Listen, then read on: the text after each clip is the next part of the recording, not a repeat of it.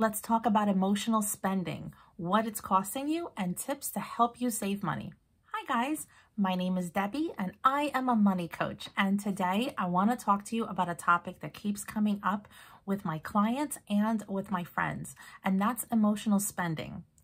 Now, emotional spending, if by any chance you haven't had this happen to you, is when you feel a certain emotion, and it doesn't have to be sad or something horrible that's happened. It could be a celebration. It could be something wonderful that's happened, but an emotion that literally has you going from feeling this emotion to shopping like this. That's emotional spending. And emotional spending is one of the mindsets and one of the troubles that people have that are actually going further and further into credit card debt. So if this is you, these tips will hopefully help you. Tip number 1, unsubscribe to any email or text message that you're getting from your favorite store. For me, one of my favorite stores is Macy's, because my favorite thing to buy myself, which has been a while, I have to tell you, is Michael Kors bags. There's something about them. I love them. I love them. So my credit card, which is attached to the loyalty card that I have through Macy's, and I'm not calling out Macy's, every single store does it, but I'm just giving you an example.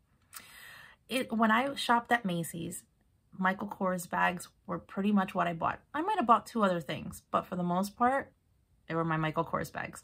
So what text messages did I start getting? Did I start getting text messages about shoes or kids' clothing or bedding? No, I started getting text messages about every single time that a Michael Kors bag was on sale.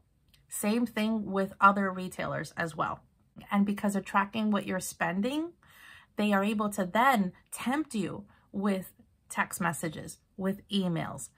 I have a client who did not give them her email address, but they have her address. She was able to actually contact the retail stores and tell them to stop sending her catalogs. They were sending her catalog. She had a stack monthly by the door.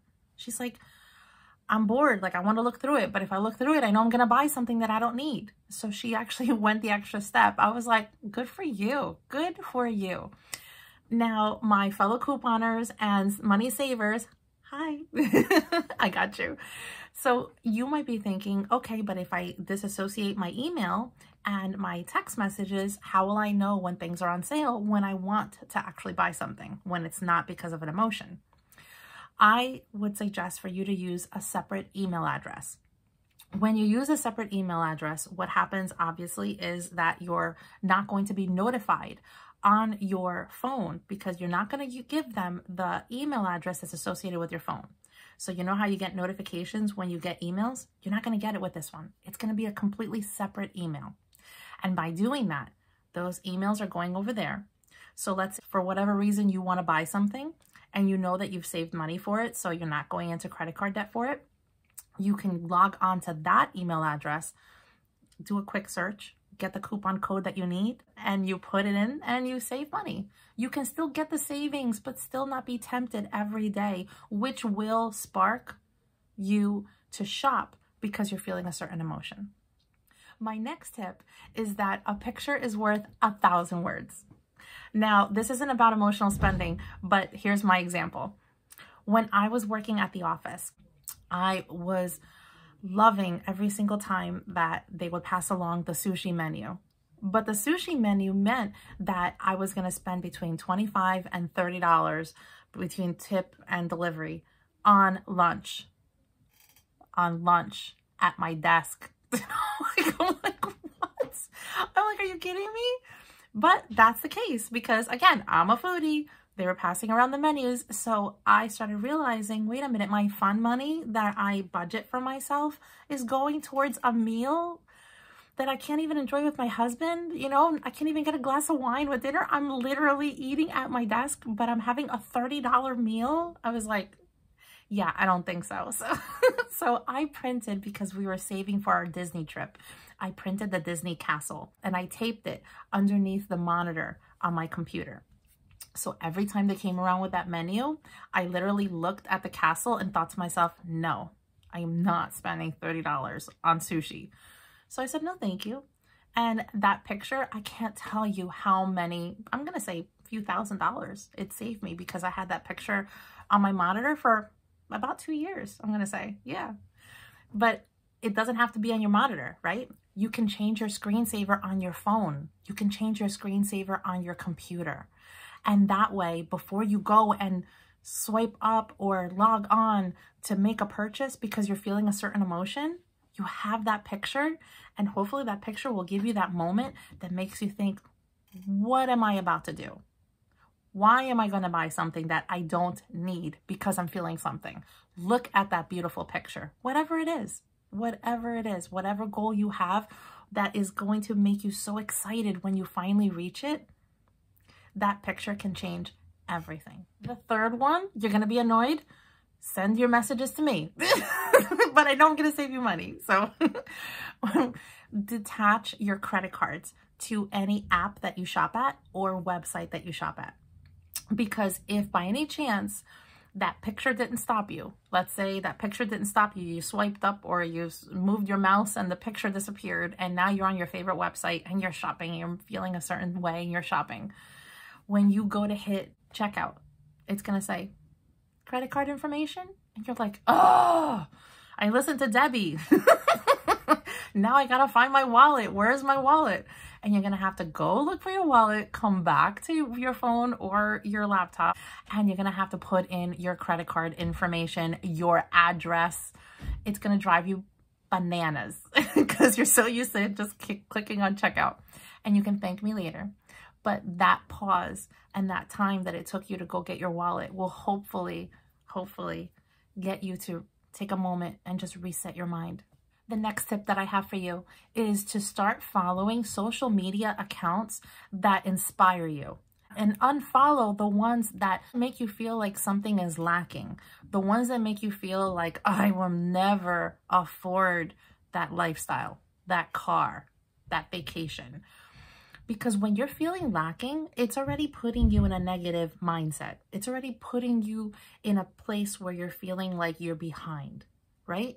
Even if your goal is within reach, whatever goal you have financially, having that mindset of feeling like you're lacking, it's going to not only hurt your self-esteem, but it's also going to put you in a negative place where you will more than likely, if you tend to emotionally shop, start shopping. I can tell you, we were days away from going to our Disney vacation.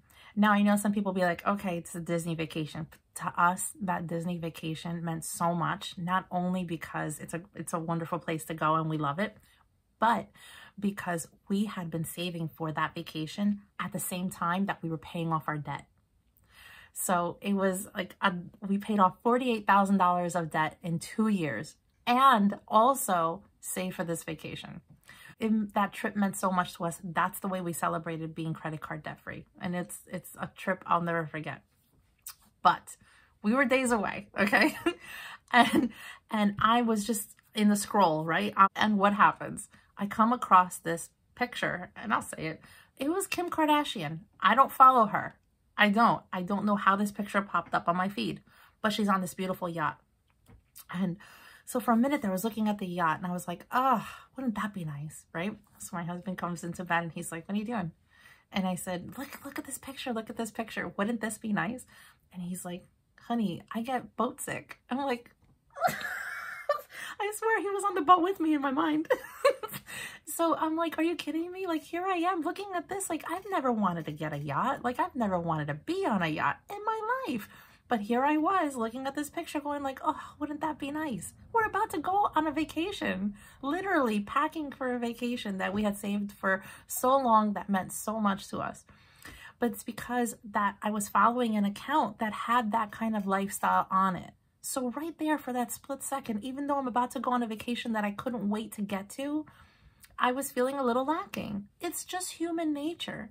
No matter where you are financially, there's always going to be someone who's ahead of you, right? But it doesn't matter where they are. What matters is where you are. When we start comparing our lives to the Joneses, comparing ourselves to the Joneses, and the Joneses used to be your neighbors, but with social media, the Joneses are everywhere. They're everywhere. So By following accounts that inspire you instead of accounts that make you feel like something is lacking, it can really make a difference.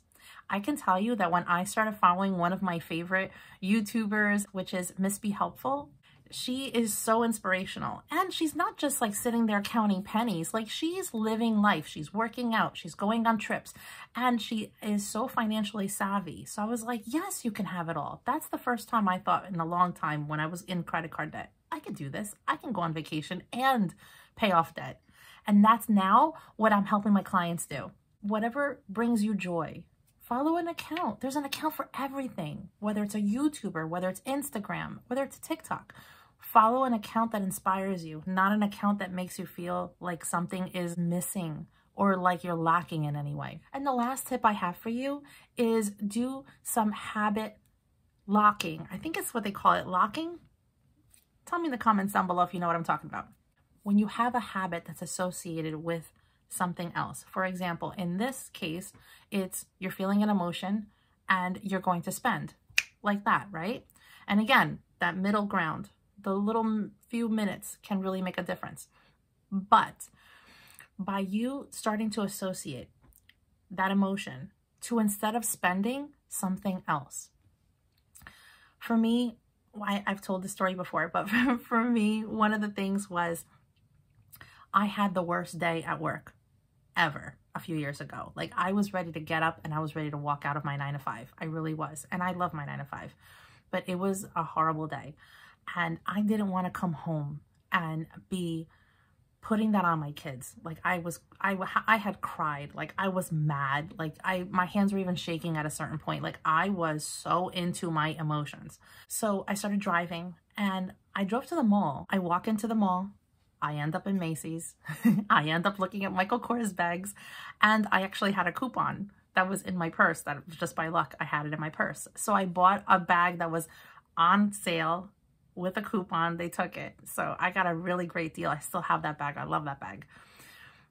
But afterwards, I was like, I've never felt an emotion in shop before. I didn't feel better buying that bag. I felt better having that time before I walked home. I felt better having that drive before I got home because I was able to reset my mind. I was able to take a breath and get back to feeling like me and not having that emotion take over. That purchase though, although it was like a good deal, it really was, it still was something that was unnecessary. It was unnecessary. It really was. But again, that walk and that drive, that could have done it alone. So the next time that you feel like you are going to shop because you're feeling something, try something different just once and see if it helps. Maybe go for a walk, maybe run a bath, maybe work out, maybe have a cup of tea.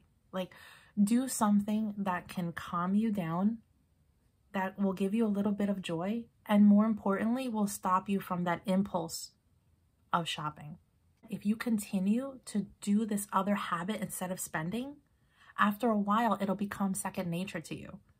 And it'll be something that can save you so much money because, again, you're resetting your mind. These are the kinds of things I help my clients with. I help my clients come up with a budget that works. I help them combat their money mindset because there's so many mindsets that unfortunately are self-sabotaging. And most of the time, we don't even know it. We don't even know it. You're wondering where your money's going. So if you're interested in working with me, click the link down below and schedule a call. And I would love to see how I can help you. And if you like this video, you'll probably like these right here. If you like this video, please click the like button, share it with your friends. Don't forget to subscribe and to click on that bell. And I will see you in the next one. Thanks so much for watching.